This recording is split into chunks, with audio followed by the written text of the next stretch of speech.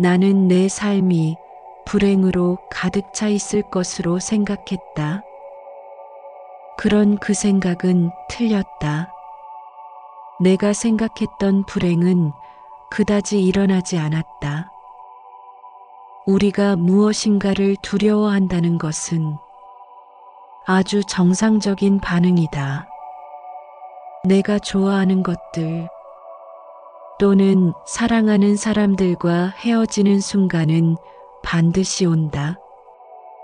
아무리 애를 써도 내가 싫어하는 것들, 그리고 원수 같은 사람들과 만나게 된다. 부처님은 자신의 뜻대로 되지 않는 모든 것이 괴로움이라고 하셨다. 보기 좋은 것, 보고 싶은 것만 보고 싶고, 아름다운 소리, 나에게 도움이 되는 소리만 듣고 싶고, 좋은 냄새, 고운 향기만 맡고 싶고, 맛있는 음식, 값비싼 음식만 먹고 싶다.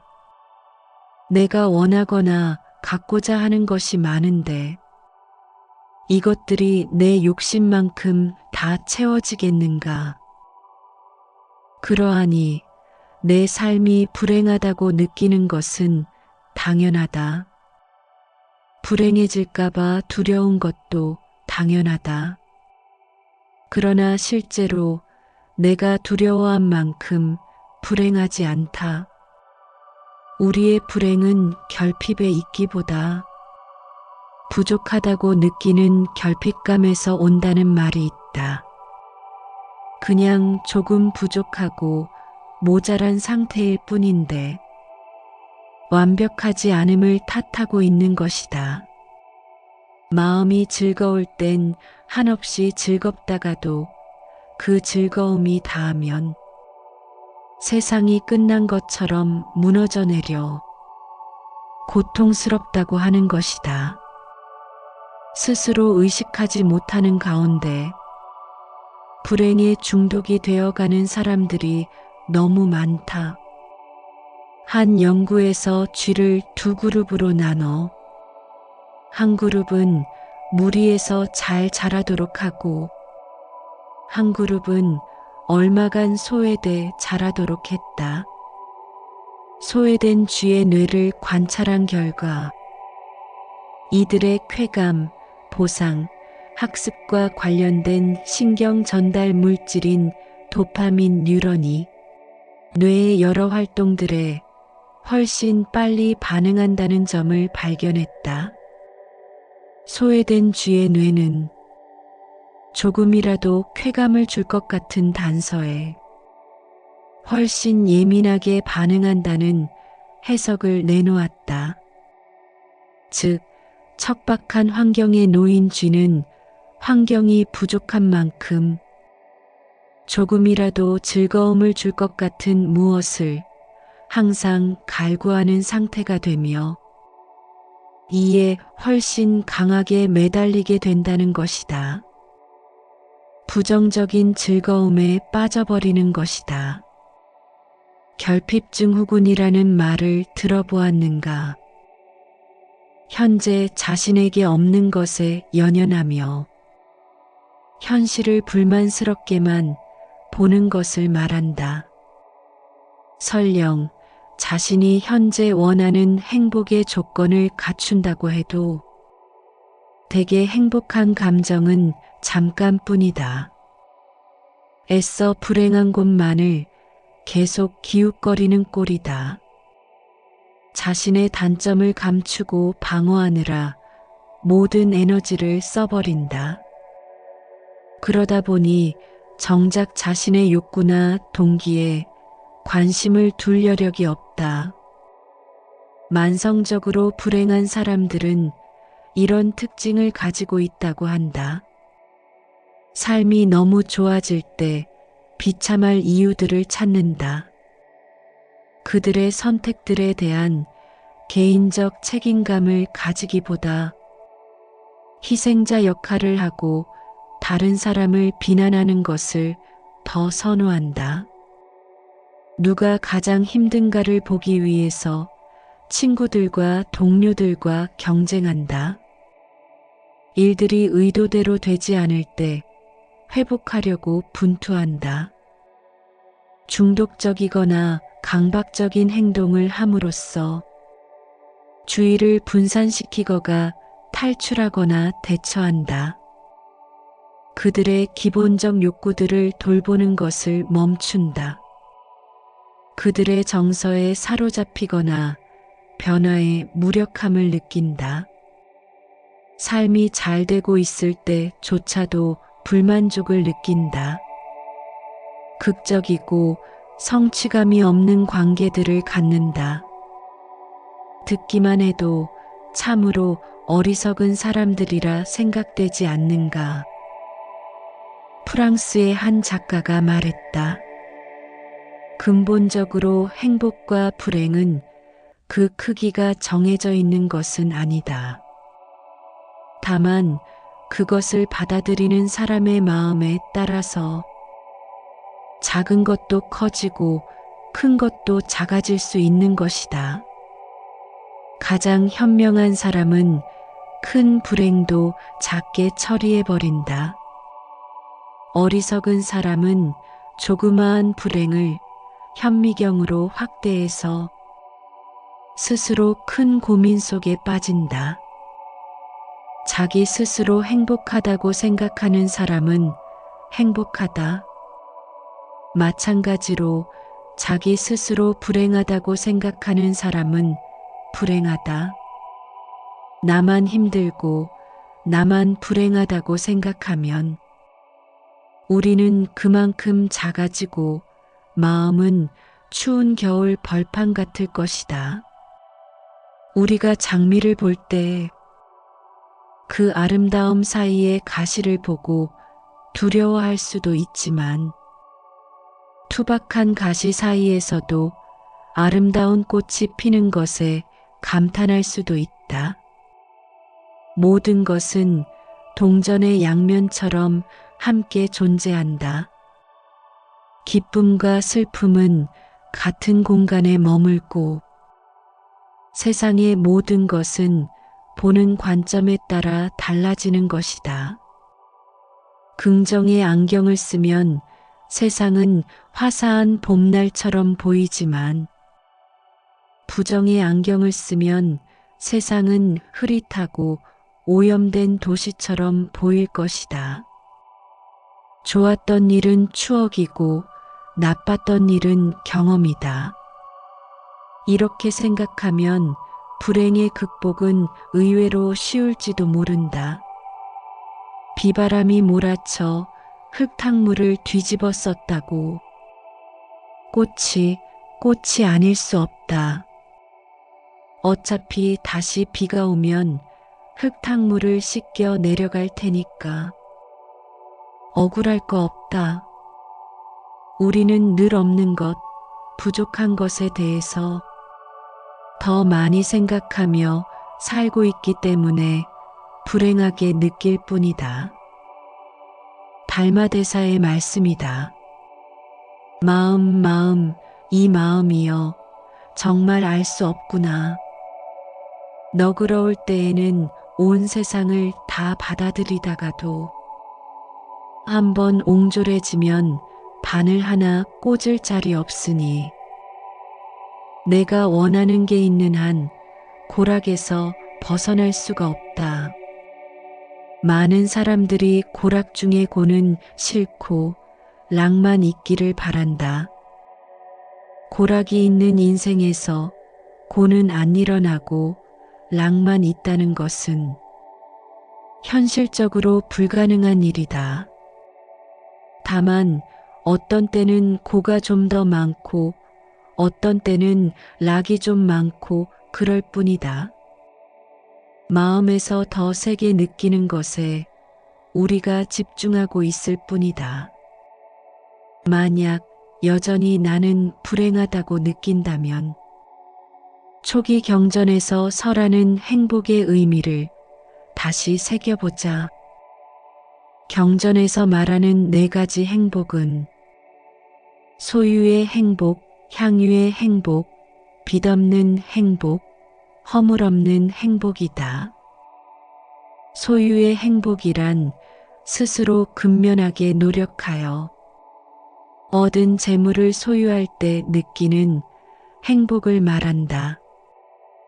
향유의 행복이란 정당하게 얻은 재물을 향유하며 공덕을 베풀 때 느끼는 행복이며 기쁨을 말한다. 빚없는 행복은 많건 적건 어떠한 빚도 지지 않을 때 느끼는 행복이다. 허물이 없는 행복은 신체적, 언어적, 정신적으로 어떠한 허물도 없을 때 느끼는 행복을 말한다. 즉, 행복감과 기쁨을 느낄 수 있는 조건은 재물을 소유하고 이를 향유하고 빚이 없고 허물을 짓지 않을 때라는 의미이다. 수타니파타에서는 최상의 축복이 무엇인가에 대해 설하는 내용이 있다. 최상의 축복은 볼 수 있고 들을 수 있고 인식할 수 있는 것이다. 보는 것은 상서로운 것이라고 인정되는 형상을 보는 것이다. 듣는 것은 상서로운 소리라고 인정된 것을 듣는 것이다. 인식된 것은 좋은 향기를 맡고 맛있는 음식을 먹고 부드러운 감촉을 느끼는 것과 같이 향기, 맛, 감촉 등을 접하는 것이다. 여기서 말하는 상서로운 것이란 복되고 길한 일 일어날 조짐이 있는 것을 말한다. 실로 행복과 축복이란 어찌 보면 우리가 가지고 있는 것, 그리고 우리 주변에 항상 있는 것이 아닐까 싶다. 진실한 지혜란 곧 생사고해를 건너가는 튼튼한 배이다. 또한 이는 무지를 밝히는 등불이며 번뇌의 나무를 베는 날카로운 도끼다. 그래서 마땅히 듣고 생각하고 닦음에 의해 스스로 정진하여야 한다. 누구든지 지혜의 문이 열리면 저 불멸의 곳을 보게 된다. 불유교경에 나오는 말이다. 우리가 상대적 박탈감이 큰 환경에서 살고 있는 것은 사실이다. 늘 남을 의식하며 경쟁하도록 만든다. 그러나 우리를 위협하고 있는 수많은 위기와 원인들을 우리가 모두 통제할 수는 없다. 우리가 할 수 있는 일과 할 수 없는 일을 구분할 줄 알아야 한다. 평정심을 가질 수 있어야 한다. 즐거울 때나 괴로울 때, 성공했을 때나 실패했을 때, 기쁘거나 슬플 때처럼 서로 반대되는 상황에서도 내 마음의 균형을 유지할 줄 알아야 한다. 지나친 욕망을 내려놓기만 하면 된다. 나의 견해를 고집하는 것은 조금만 내려놓으면 된다. 욕심이나 화가 진실을 보지 못하게 하는 것이며 그로 인해 괴로움이 발생하는 것이다. 항상 현재의 나 그리고 사실에 기초하면 마음의 부정적인 작용은 저절로 사라지게 될 것이다.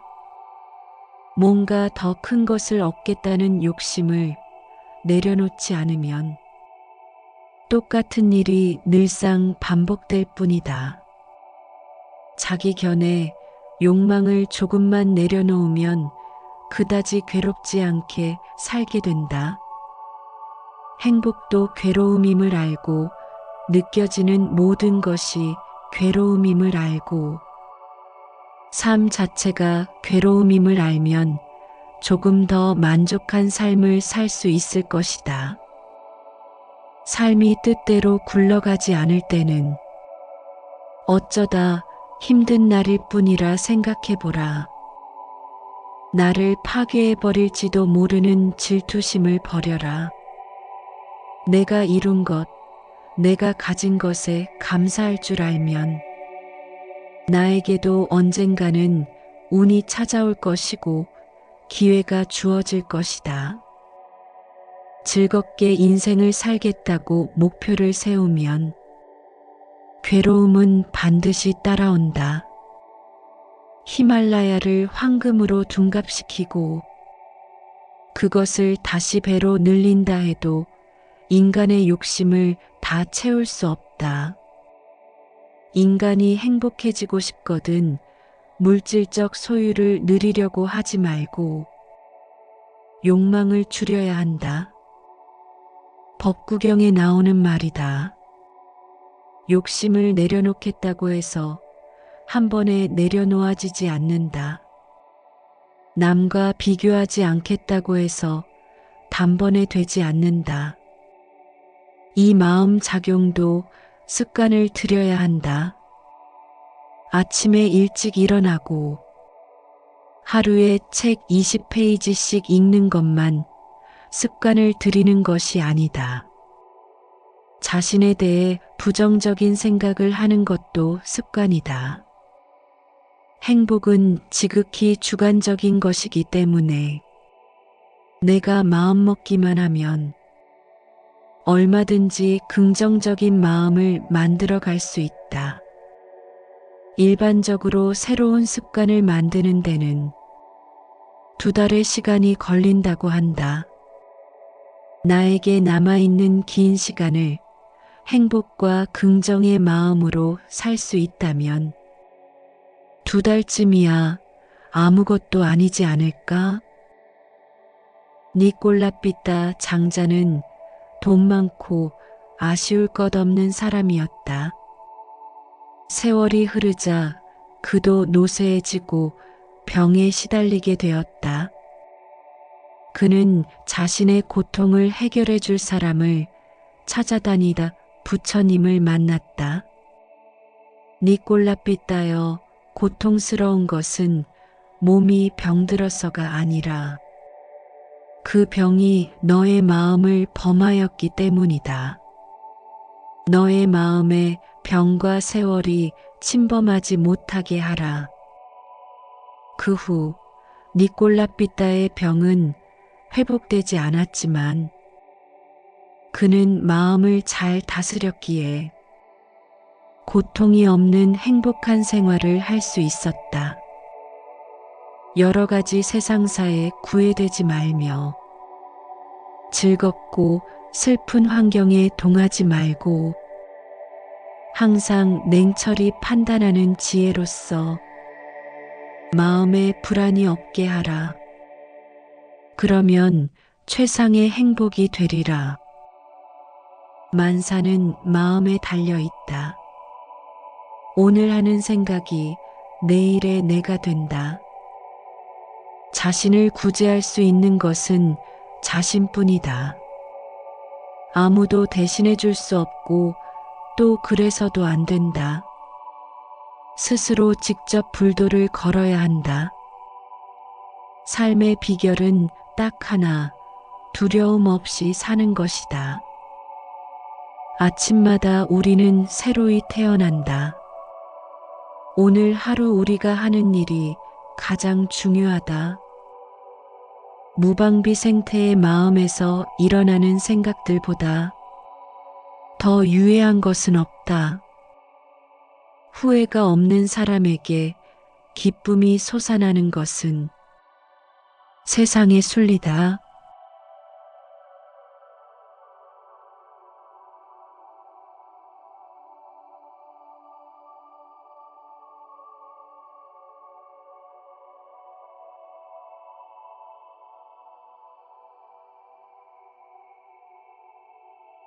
나는 내 삶이 불행으로 가득 차 있을 것으로 생각했다. 그런 그 생각은 틀렸다. 내가 생각했던 불행은 그다지 일어나지 않았다.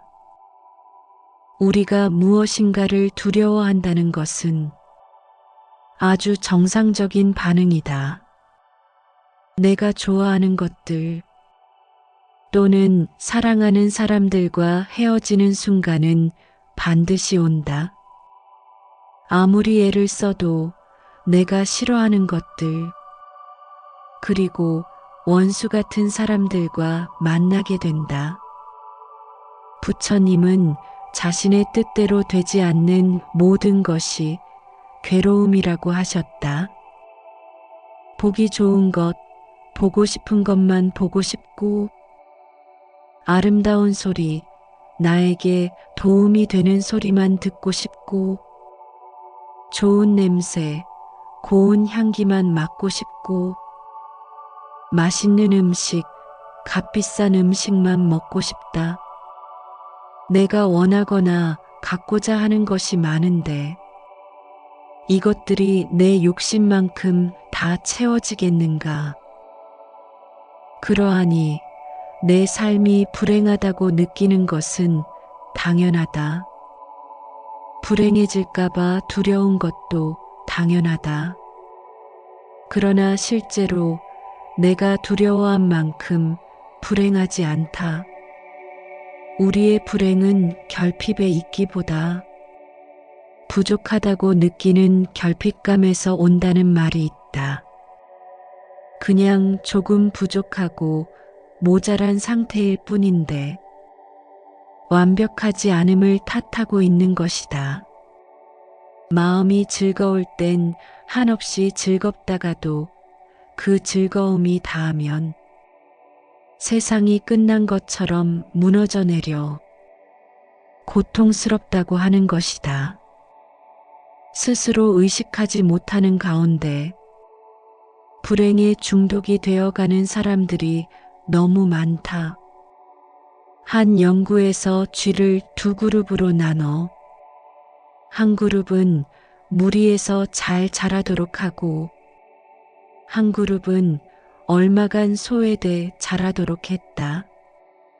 소외된 쥐의 뇌를 관찰한 결과 이들의 쾌감, 보상, 학습과 관련된 신경 전달 물질인 도파민 뉴런이 뇌의 여러 활동들에 훨씬 빨리 반응한다는 점을 발견했다. 소외된 쥐의 뇌는 조금이라도 쾌감을 줄 것 같은 단서에 훨씬 예민하게 반응한다는 해석을 내놓았다. 즉, 척박한 환경에 놓인 쥐는 환경이 부족한 만큼 조금이라도 즐거움을 줄 것 같은 무엇을 항상 갈구하는 상태가 되며 이에 훨씬 강하게 매달리게 된다는 것이다.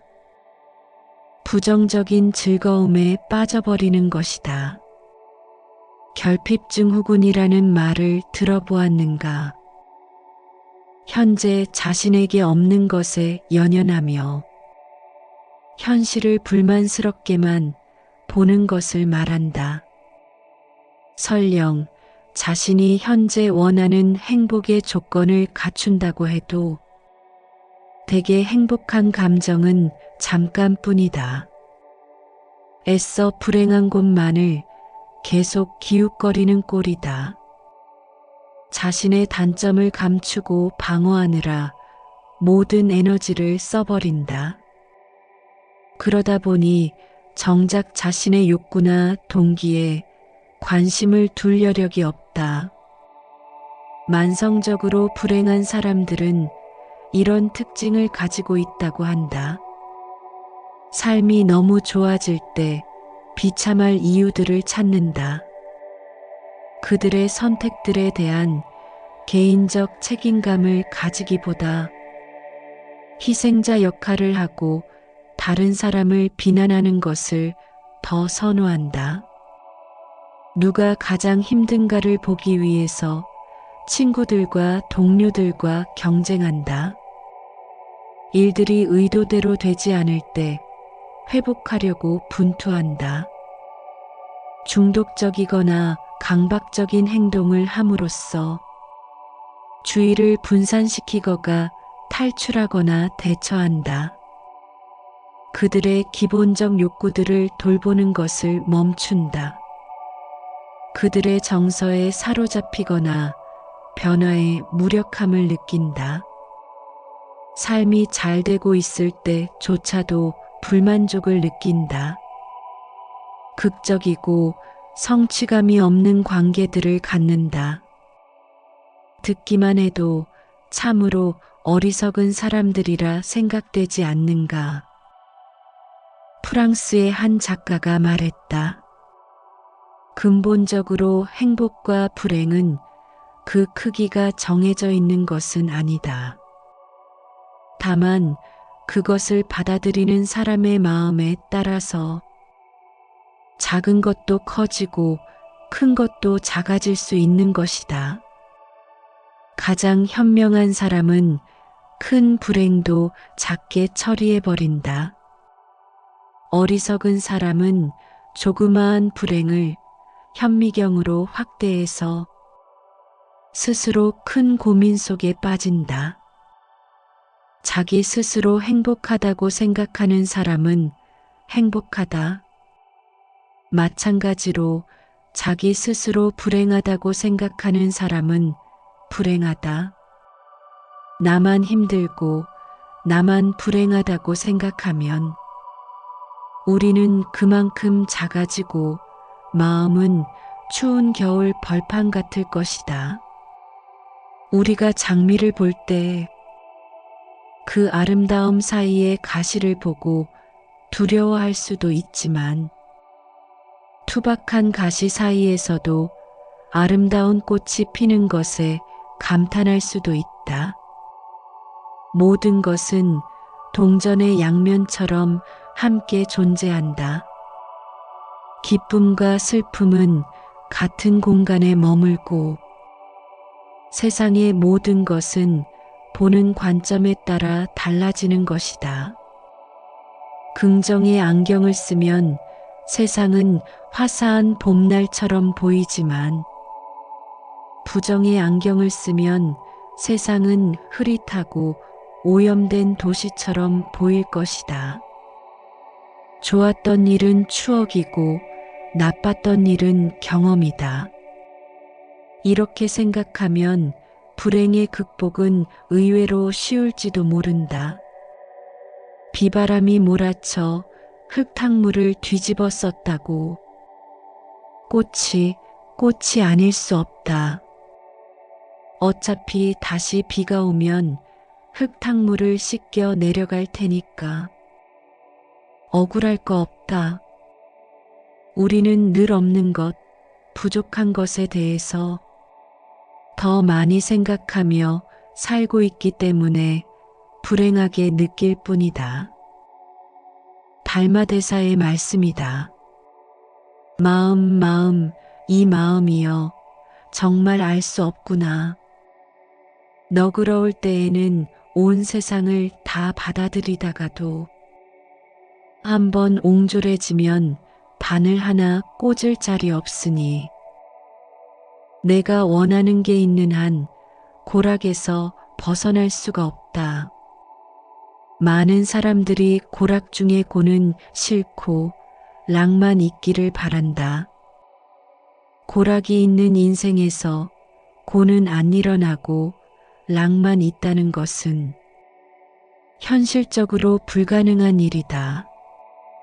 다만 어떤 때는 고가 좀 더 많고 어떤 때는 락이 좀 많고 그럴 뿐이다. 마음에서 더 세게 느끼는 것에 우리가 집중하고 있을 뿐이다. 만약 여전히 나는 불행하다고 느낀다면 초기 경전에서 설하는 행복의 의미를 다시 새겨보자. 경전에서 말하는 4가지 행복은 소유의 행복, 향유의 행복, 빚없는 행복, 허물 없는 행복이다. 소유의 행복이란 스스로 근면하게 노력하여 얻은 재물을 소유할 때 느끼는 행복을 말한다.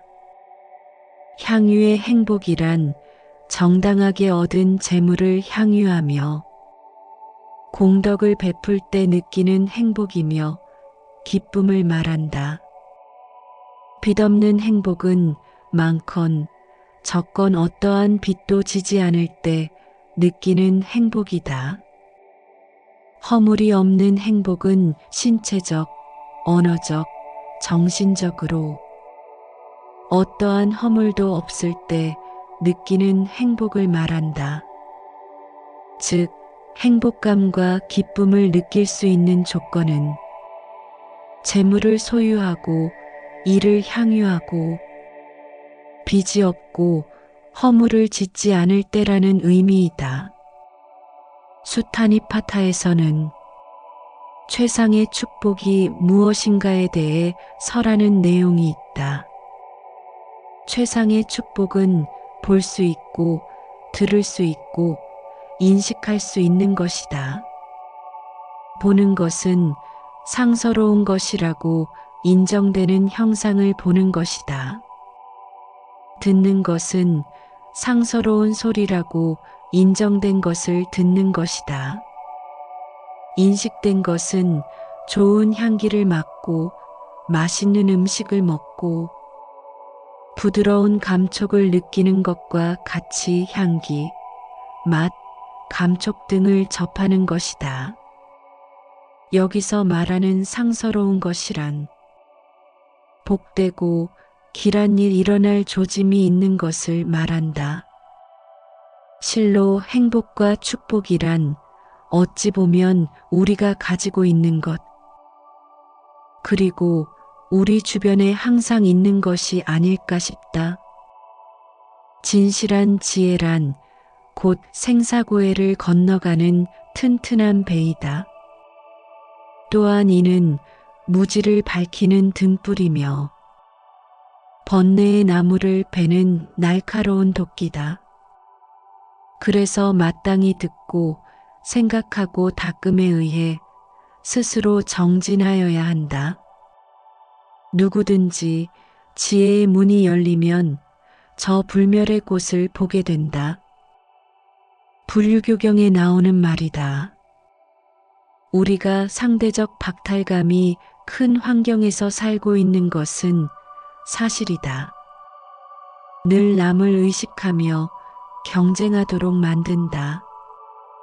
그러나 우리를 위협하고 있는 수많은 위기와 원인들을 우리가 모두 통제할 수는 없다. 우리가 할 수 있는 일과 할 수 없는 일을 구분할 줄 알아야 한다. 평정심을 가질 수 있어야 한다. 즐거울 때나 괴로울 때, 성공했을 때나 실패했을 때, 기쁘거나 슬플 때처럼 서로 반대되는 상황에서도 내 마음의 균형을 유지할 줄 알아야 한다.